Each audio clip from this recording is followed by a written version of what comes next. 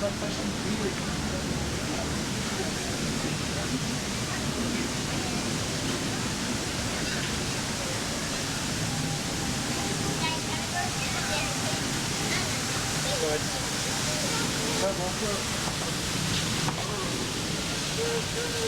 has enough for dinner. That means we have to go tomorrow.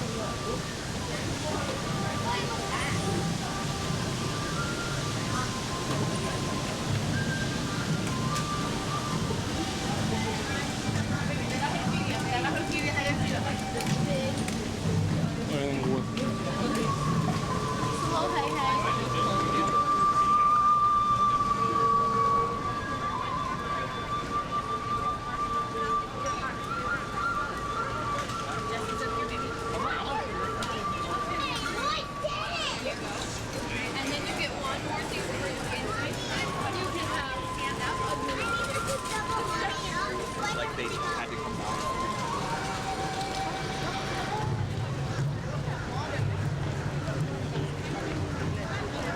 All we wanted to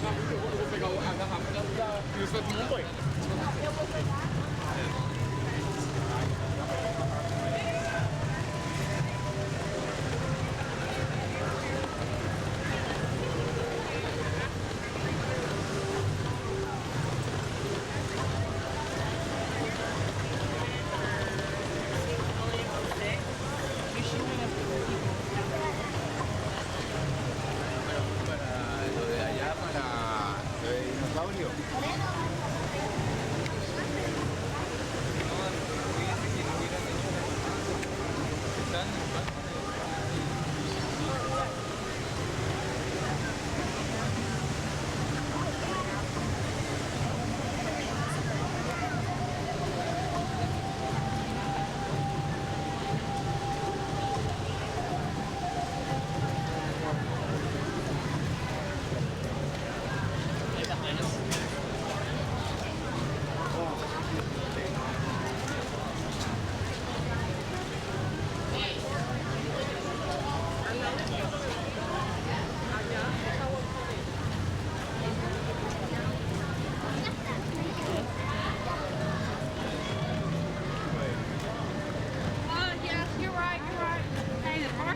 This way, Sydney. We can get it some this way.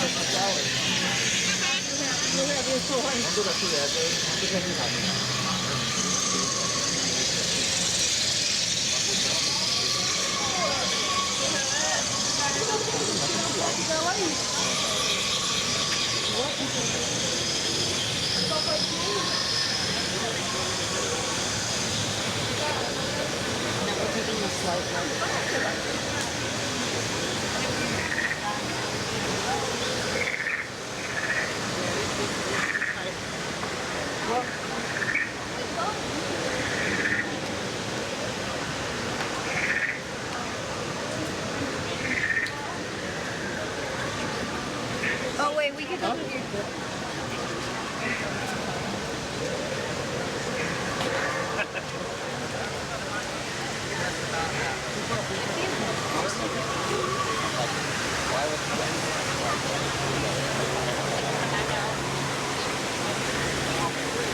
Wow, I really like that.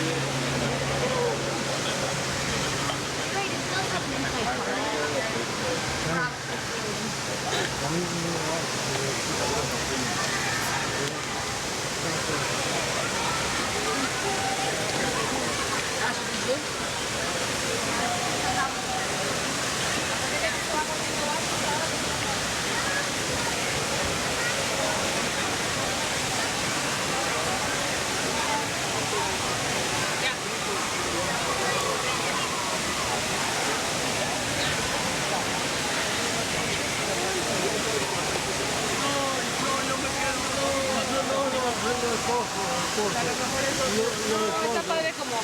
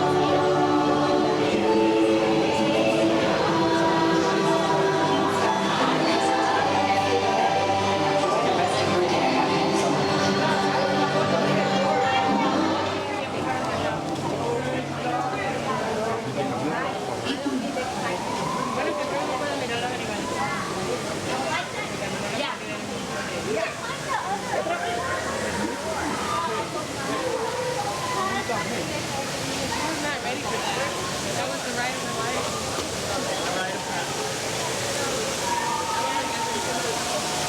Just like that on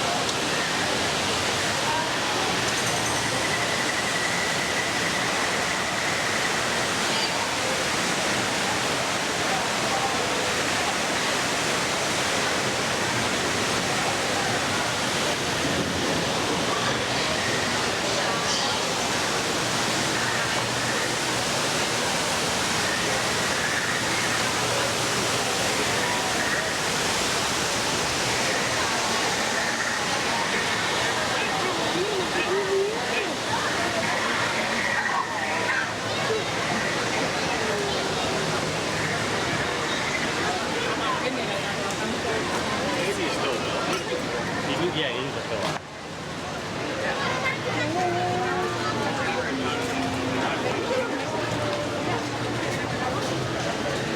It wasn't there. They left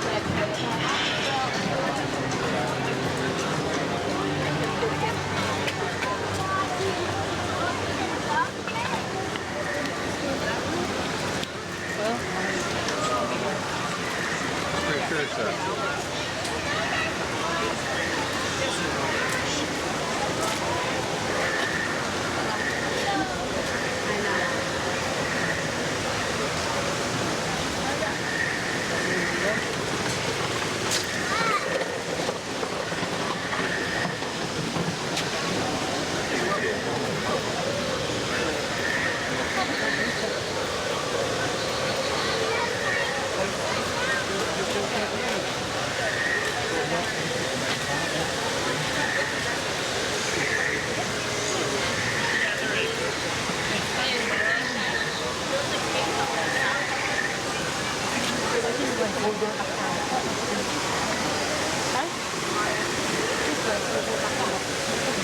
It's a weird place.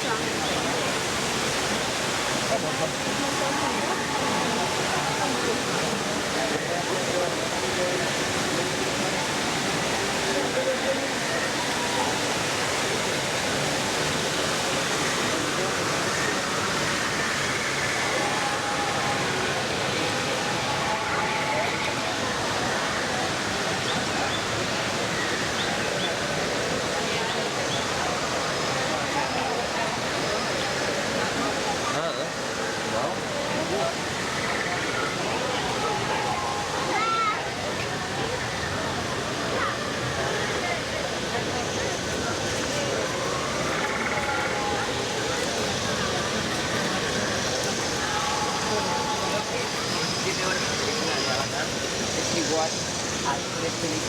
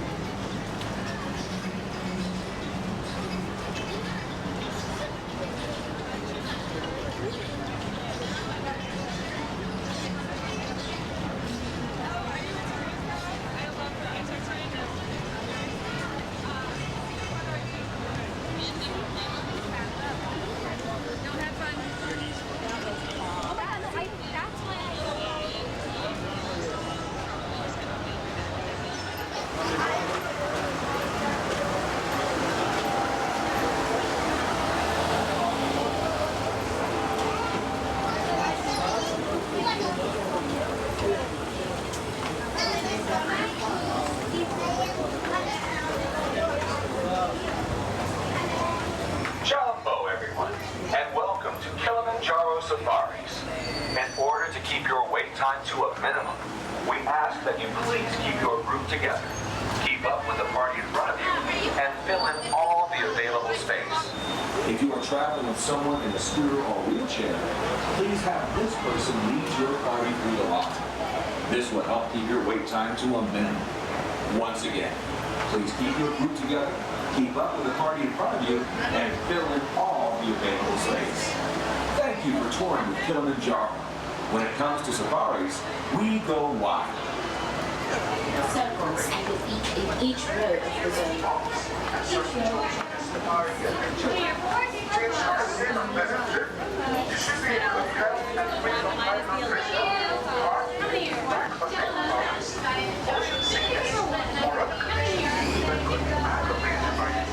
Alright friends, here to Robbie, we say Puente, that means let's go.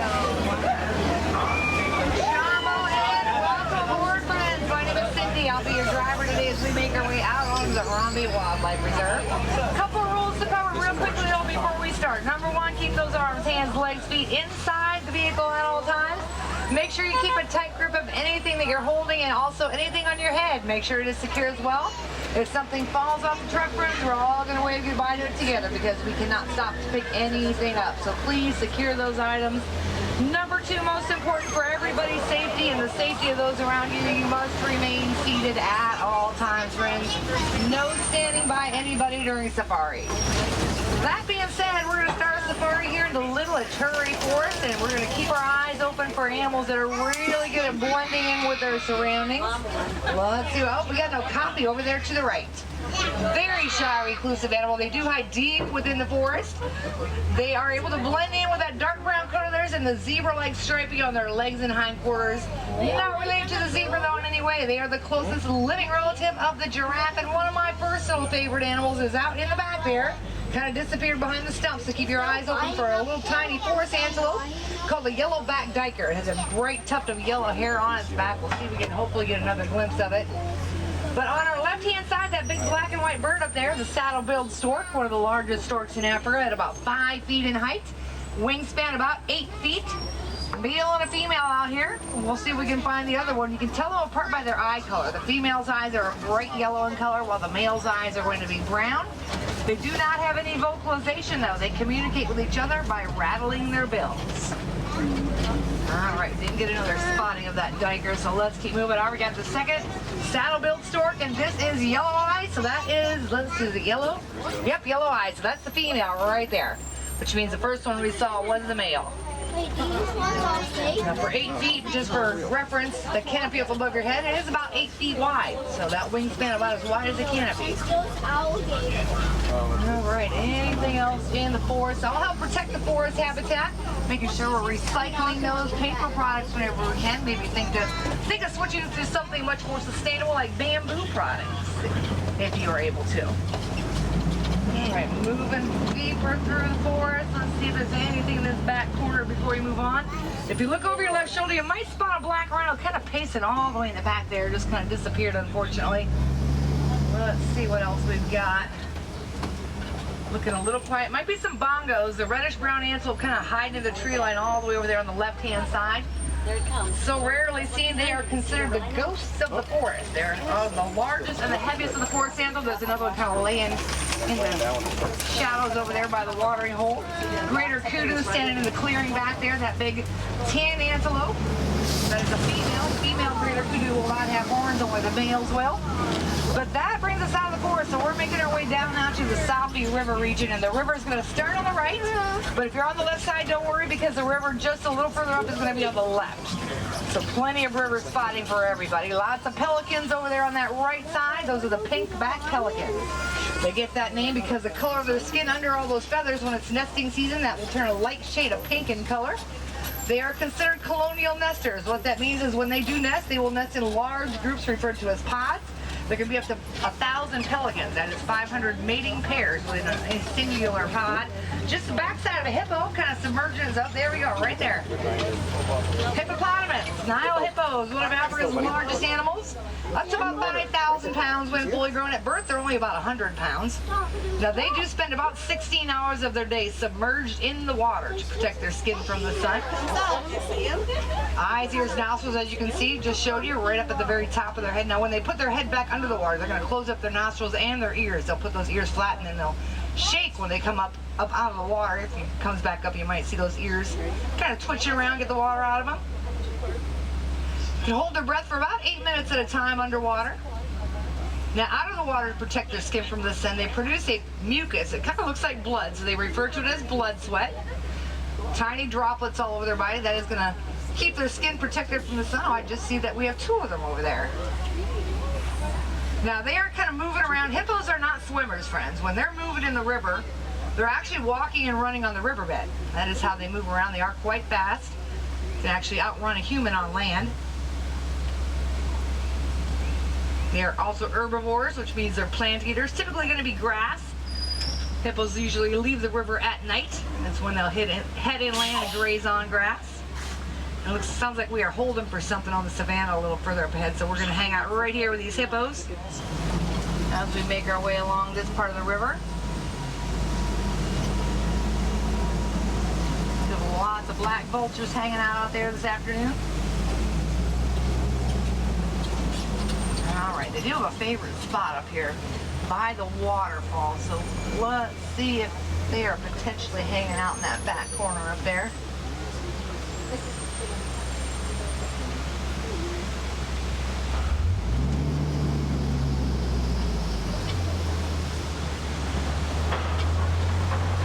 Nope, not seeing anything unfortunately over there either. Just those 2 out on the passenger side of the safari vehicle. So let's keep moving along. Let's see if there's anything in this river area down below.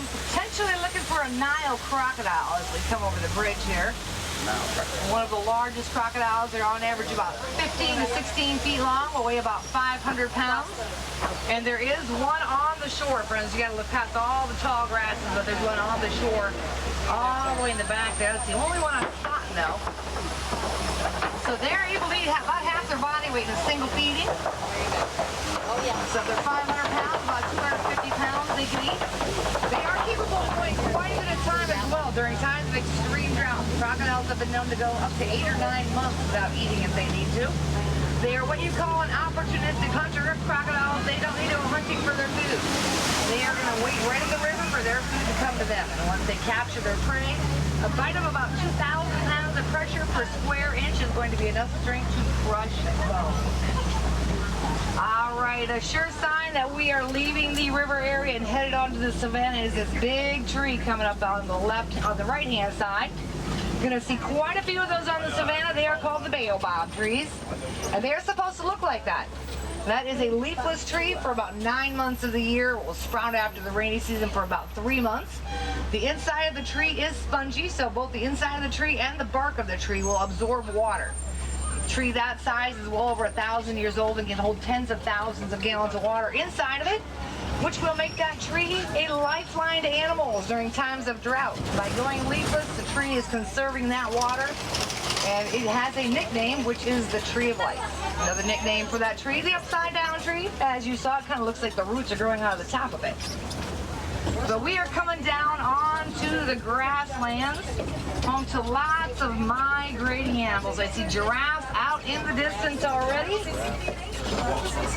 All right, let's move down onto this area. Now, if you look out across this part of the savannah, notice the underside of all these trees, pretty much at the same level. That is thanks to the giraffes, who are going to be eating the foliage from the trees, which they're able to reach with their height, which is about 18 to 20 feet. And they say for every foot of height they have an inch of tongue. So they do have a very long prehensile tongue as well. Prehensile simply means they're going to use their tongue like you would use your hand or your fingers. That is how they will reach the foliage on the underside of the trees here.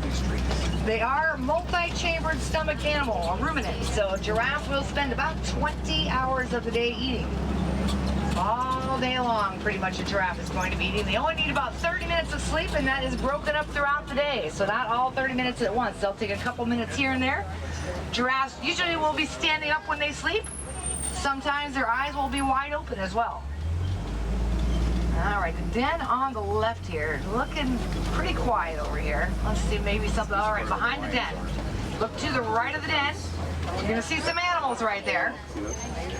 Those are my favorite animals of the entire reserve. They are also the most misidentified animal of the reserve. They are not hyenas, friends. Those are the African painted dogs.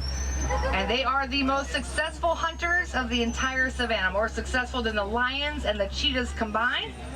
About 90% success rate. They work together as a team to take down their prey, chasing their prey until it drops from exhaustion. Pack animals, anywhere from 3 to 30 of them in a pack, with an alpha male and an alpha female. Now the cattle we're seeing are the only domesticated animals on this part of the savannah. But before we get to the cows, if you look all the way in that back corner over there, you're going to see some antelopes kind of hanging out, 3 of them. Those are the sable antelopes, and they are the emblem of the reserve. They are the animal that is etched on the sign as we enter. Very long horns on top of their head to defend themselves, because given the chance of fight or flight, a sable typically will choose the fight option. Those horns razor sharp. The Ankoli cattle, they are seen as a symbol of wealth in some countries of Africa. Those big horns on their head will help determine their value, as will how solid the color of their coat is. And speaking of their horns, those are anywhere from 3 to 4 feet long on each side, so they can carry up to 8 feet of horn. They're not as heavy as they look, though. Inside the horns, it's a honeycomb structure, lots of blood vessels in them as well to help regulate their body temperature. So the horns total weight maybe about 15 to 20 pounds. Now, of course, the wildebeest are over there as well. Wildebeest, that's actually an Afrikaans word. It translates to wild beast. We do have 2 separate herds here, the larger herd there, and then there is another herd of, I believe, 4. We might find them along the way. But the locals have a different name for them. They refer to them as the new, GNU. That is for the low snorting sound that they make.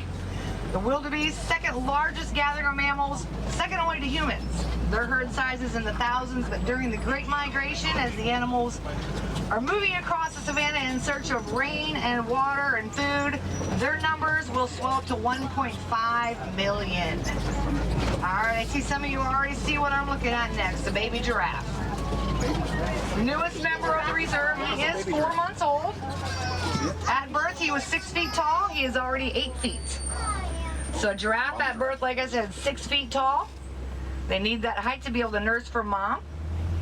Same number of vertebrae in their neck as all mammals, including humans, which is 7. Theirs are just a lot longer, much more stretched out. A full-grown giraffe's vertebrae, one of them is about the size of your head. Now, atop their head, you'll see the little one, his hair, kind of hairy. They will slowly lose that hair as they get older. Those are called ossicones. Those are basically the skin-covered bone, and all giraffes will have them. They're actually born with them. Now, the giraffe actually are going through what's called a silent extinction. A lot of people are not aware of it, but their numbers are declining out in the wild due to loss of habitat or habitat fragmentation, because giraffes, very skittish animals. If something new comes into their habitat, they are very, very skittish. So if they were to build a road through their habitat, a road area that they are free to roam about, and all of a sudden there's a road in the middle, they typically are not going to cross over that area. All right, let's keep on moving forward. Lots of big termite mounds and some smaller ones coming up here. Termite mounds are made of termite saliva. Dirt and dung all mixed together. They are hard as concrete on the outside. On the inside, they are pretty well ventilated and porous where the termites are, but rock hard on the outside. So big animals like the giraffes, elephants, they like to use those kind of like scratching posts. They'll rub themselves against them, slowly wearing them down till they become a stump. And then smaller animals can use them as a perch. They will sit or stand atop them to watch through the tall grasses for predators or for prey. Looks like we have some zebra coming up on the on the left-hand side. Maybe another giraffe or two. Now the giraffe or the Maasai giraffe on the reserve, one of 4 species in the wild, and these are the Hartman's mountain zebras that we have here. They are the smallest of all the zebras. Pretty distinct stripe pattern, really thick broad stripes on their hindquarters, white bellies. There's a black strip down the center of that belly. Communicate with body language and with huffing and snorting sounds that oftentimes you'll see them kicking or biting at each other. That's just a way for them to communicate. Now their home is typically the mountain ranges, as their name implies, but they are able to move down on the savanna in search for food and water. You see a group of zebras together, that is what they refer to as a dazzle of zebras. All right, moving into a more wooded area as we leave the grasslands behind. You see a big tree's been knocked over here. Oh, that might mean we're going to find some elephants, friends. That is the only animal I know that can knock over a tree that size. All right, on the left. Look towards that back corner.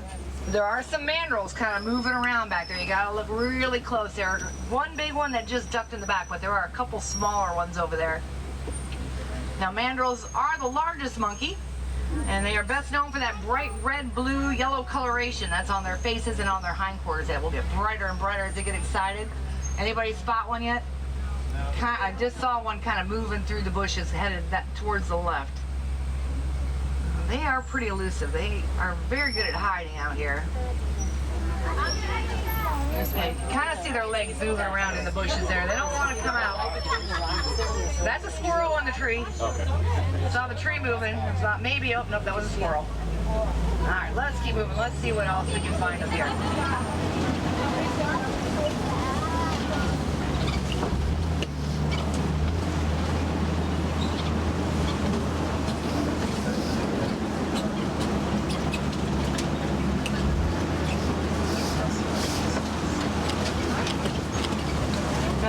Elephants, which we are looking for at the moment, African elephants are what we have here on the reserve.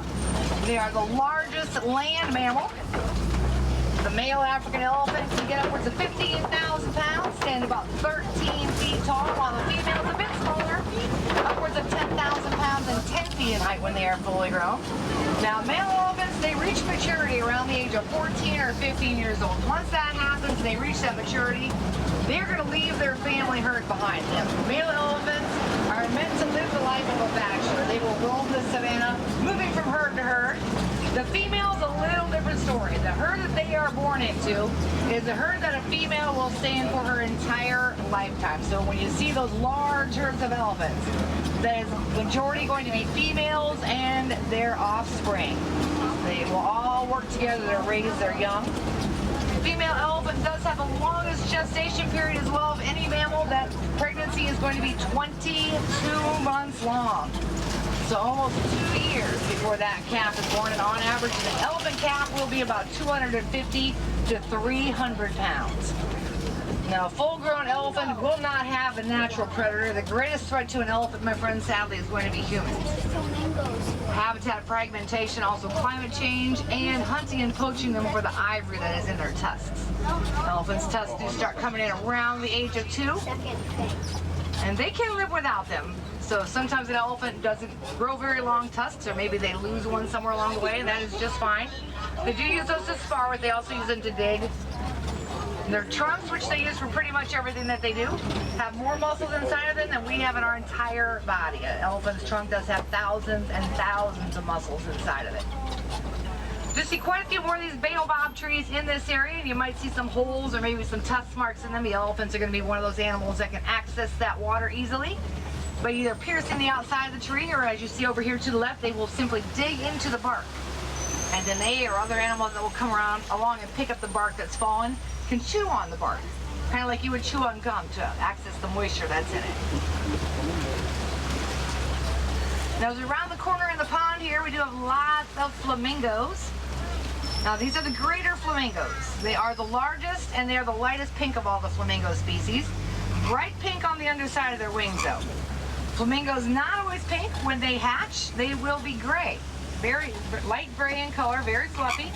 As they mature, that pink color starts coming in. The full pink will develop about 2.5 to 3 years of age. That is when they reach maturity. And that is thanks to their diet of brine shrimp.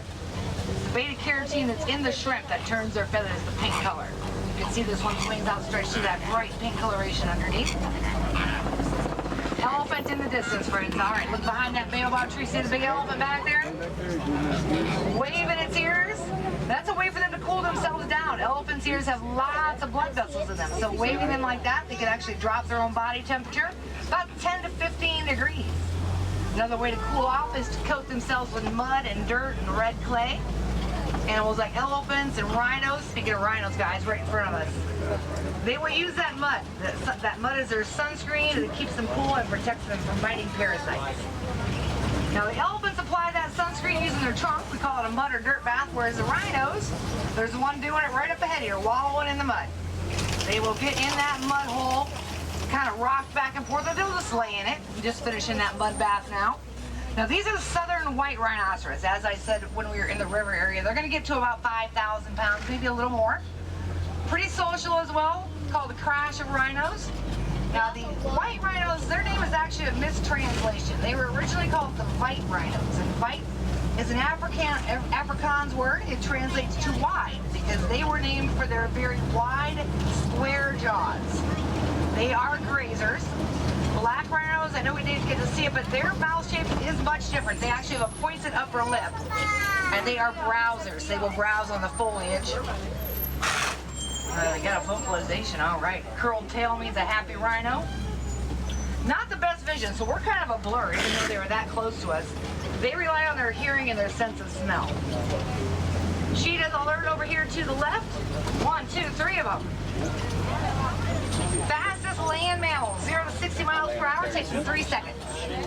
Only able to maintain that speed, though, for a short distance. So quick bursts of speed as they chase down their prey. Then they will need to rest, usually losing their catch when they have to rest and recover to a larger animal, like, say, a painted dog or a leopard or even a lion. Cheetahs soaking wet, maybe 100 pounds. They are not very big.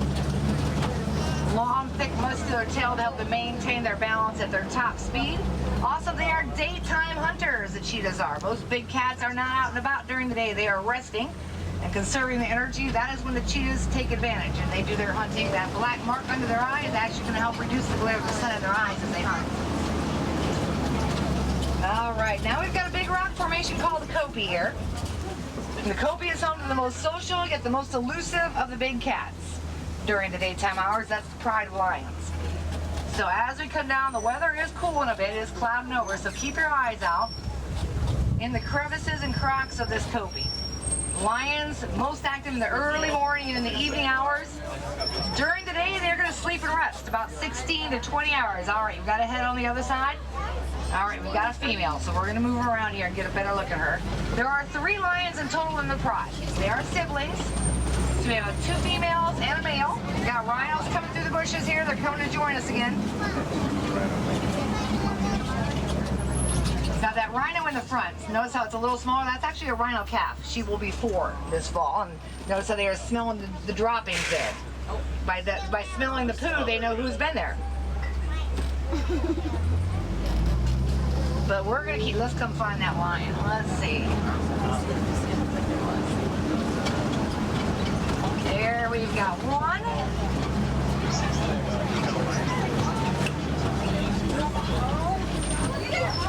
All right. Just The other two might be up there just laying flat that we can't see them. Now, as I said, they are young. They are still 2 years old.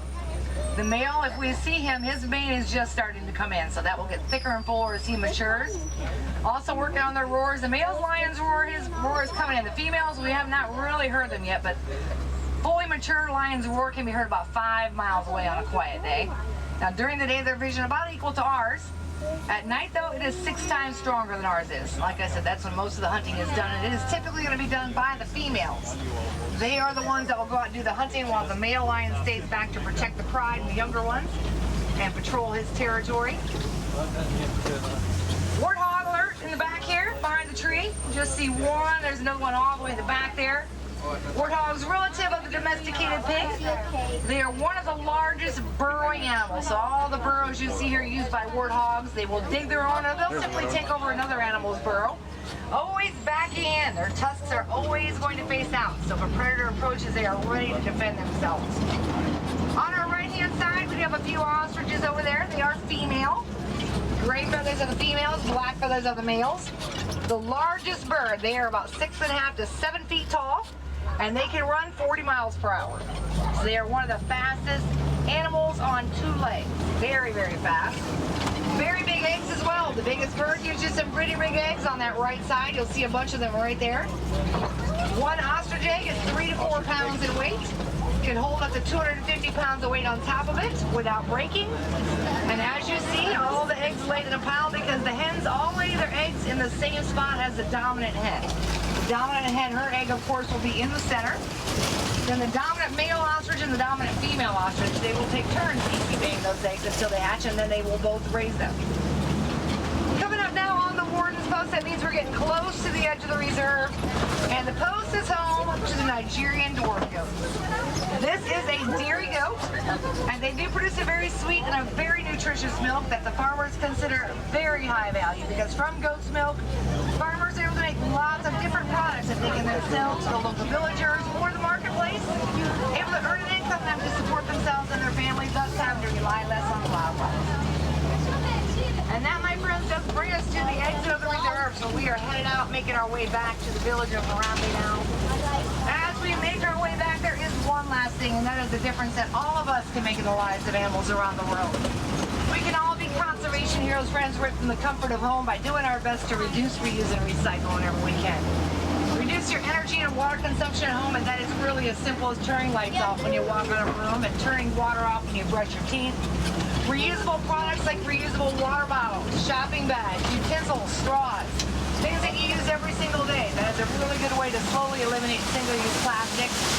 And of course, recycling what we can: paper, plastic, cardboard, glass, old electronics like those cell phones, laptops, and tablets. If you have no use for them, friends, please recycle those as well, because it is up to us to make sure that we are doing our part, not only to protect the animals, but to protect the habitats that they call home as well, make sure they are around for many more generations to come. Now, as we get ready to pull into the station, take a quick look around, gather up all your personal belongings, make sure you don't forget anything when you depart today. If I have any wilderness explorers on board, you've been on Simba 1. Simba 1 for that safari badge. Now, we are going to part ways with Swahili words today. Those are Asante Sana and Kwaherini, which translate to thank you and go well. So thank you for joining me, everybody. Heading wild, a wonderful rest of your day, friends. Make sure you're staying hydrated. Have a great day. Kwaherini, everybody.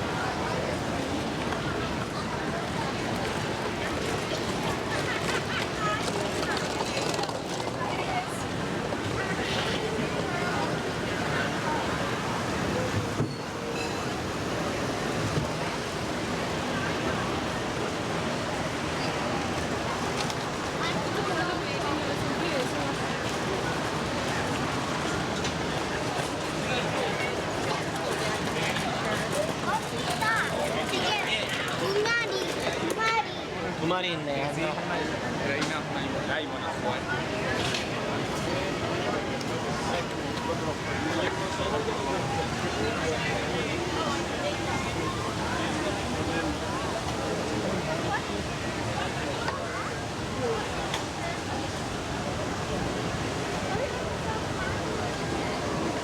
Packer and Bunny.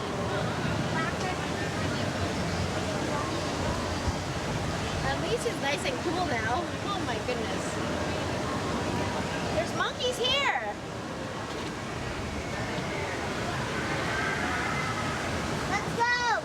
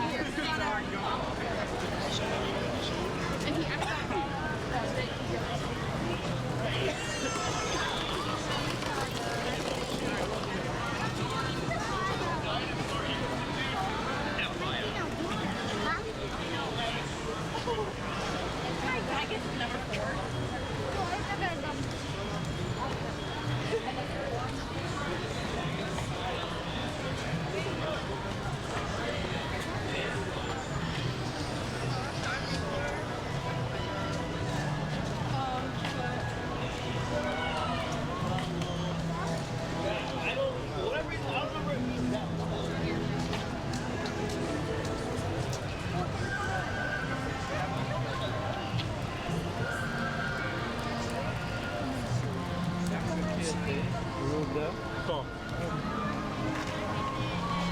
Yeah, I know.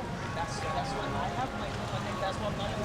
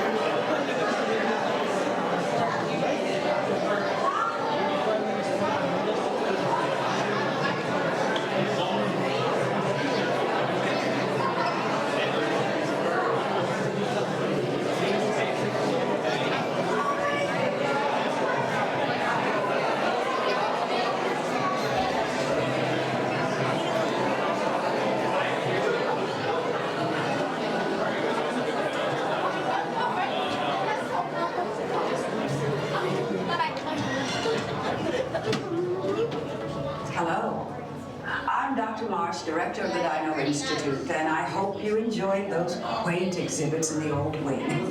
That's how dinosaurs have been presented to the public since the study of fossils began over 150 years ago. Today, that bare-bones approach is about to become extinct. In a perfect blending of science and technology, the Dino Institute has created a time, an amazing vehicle that will literally transport you to the age of the dinosaurs. How? That's proprietary. But the result is a breathtaking journey through a prehistoric world that will witness the most spectacular creatures to ever walk the earth.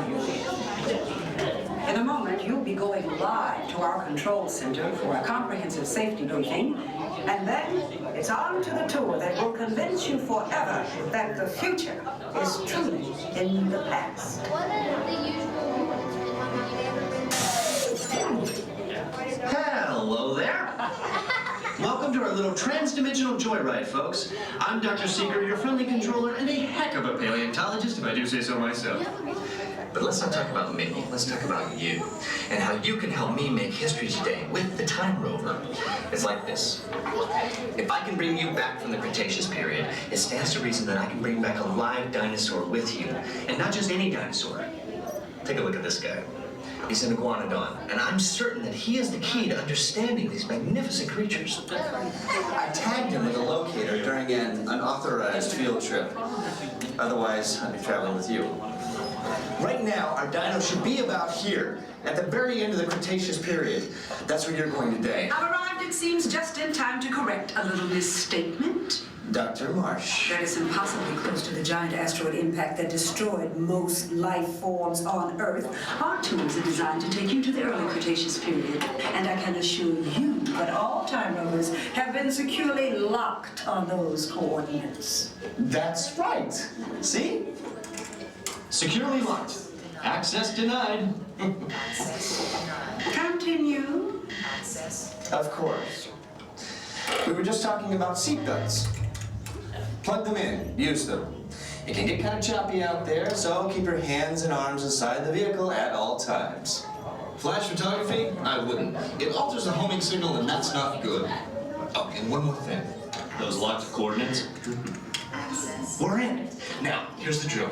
You follow the homing signal to the iguanodon. Then I'll enlarge the transport field, and boom, you're back with one additional passenger extra large. And don't worry about that asteroid. You'll be in and out of there before it even breaks the atmosphere. Trust me, what could go wrong?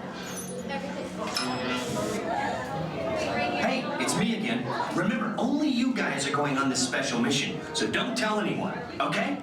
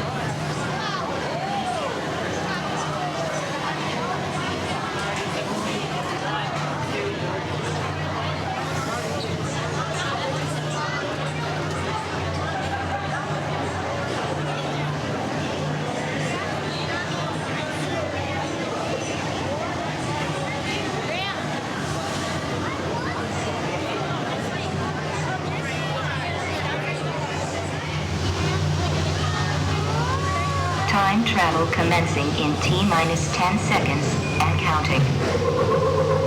This is Seeker. Listen up. We've got to get in, rapid run it on, and get out before that asteroid hits. Let's roll!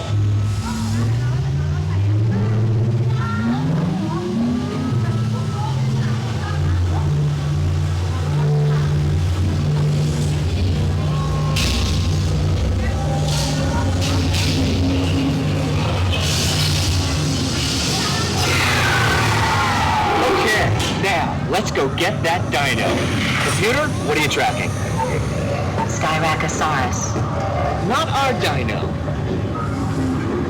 Warning, meteor shower in range. Just little one. Oleoramus. Hadrosaur. Raptor. Time to get serious. Locking autopilot on homing signal now! Hang on! I'm tracking a big dino on the scope. Could be ours. Computer, full stop. Identify. Carnotaurus. Definitely not our dino. Go, go, go!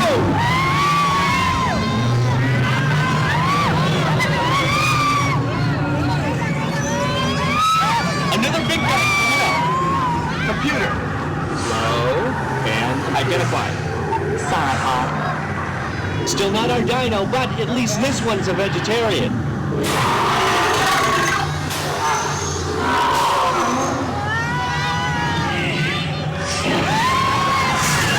Asteroid impact in 90 seconds. We better move it. Pterodactyl. Incoming! We can't stop now! Keep going! Keep going! Compsognathus. Computer, what's happening? Loss of traction.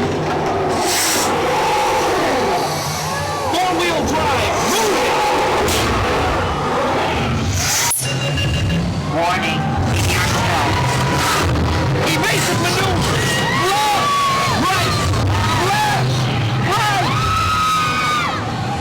That was close! Computer, now what? Carnotaurus.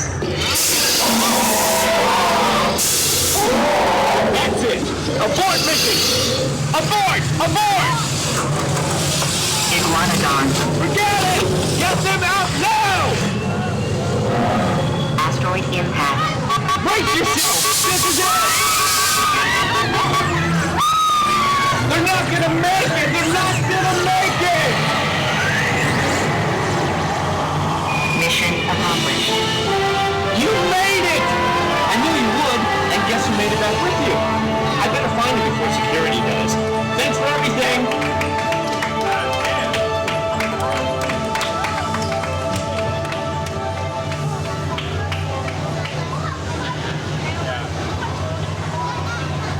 Please gather personal belongings from the pouch in front of you and remain seated until the rover comes to a complete stop.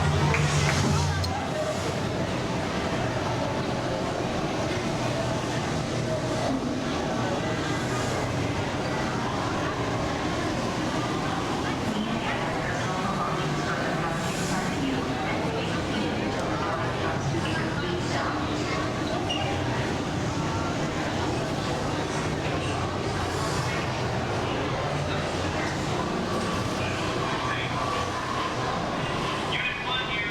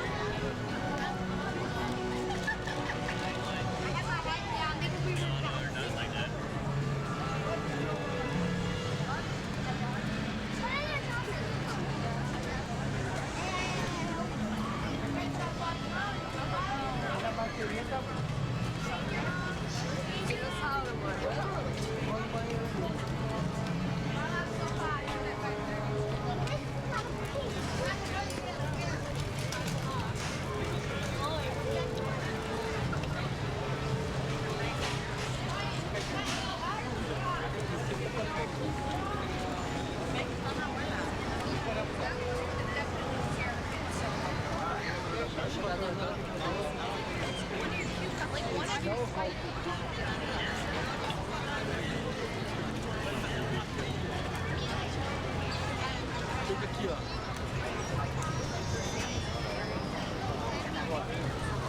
Tres, cuatro veces.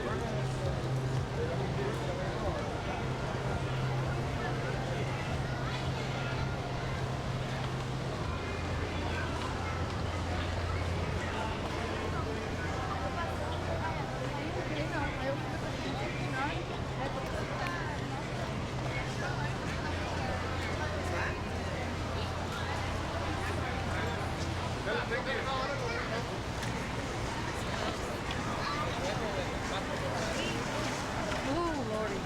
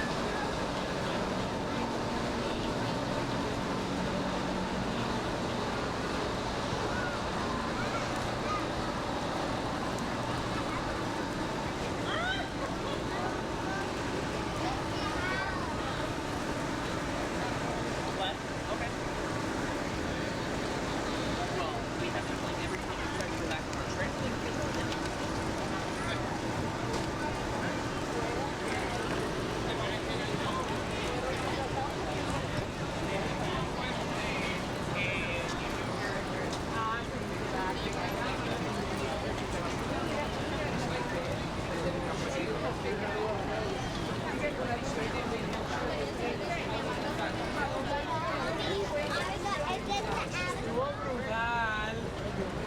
Y no fue un dinosaurio completa. El dinosaurio fue el de cuero ahí. Hacho, yo no tengo foto de eso. Y no lo hizo aquí. Fue con cartón de placa. Cartón de placa con jugo de bebé.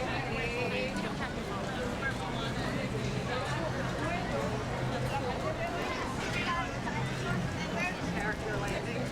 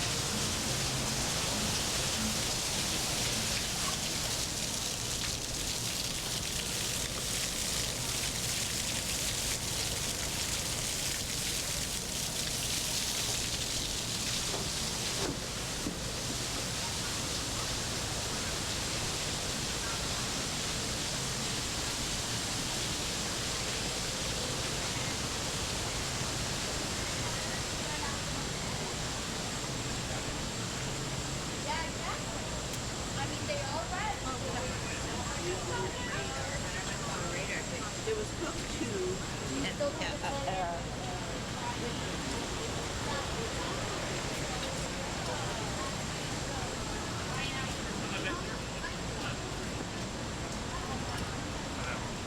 No, it's pineapple or kiwi. She has the kiwi one. I'm gonna grab. I'll take pineapple. Watermelon?